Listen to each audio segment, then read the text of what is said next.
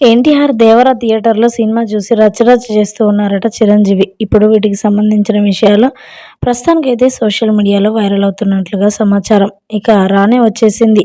ఎన్టీఆర్ ఫ్యాన్స్‌కి ప్రపంచవ్యాప్తంగా good news అనే చెప్పాలి. ఎన్టీఆర్ కొరటాల శివ దర్శకత్వంలో తీస్తున్న 'దేవర' మూవీ కొరకు 1000 కళ్ళతో ఎదురు చూశారు. ఇప్పుడు అది థియేటర్‌లోకి రానే వచ్చేసింది.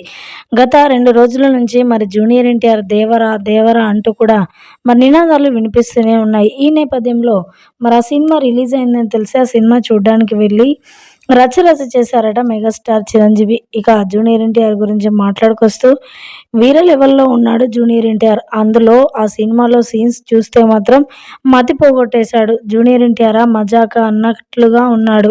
ఇక సినిమా ఇలా ఉంటుందని నేను అస్సలు ఎక్స్‌పెక్ట్ చేయలేదు. సినిమా రిలీజ్ అయిందని తెలియగానే వెంటనే ఆలస్యం చేయకుండా నేనొచ్చేసాను. కానీ జూనియర్ ఎన్టీఆర్ అయితే మతిపోయేలా యాక్టింగ్ చేశాడు.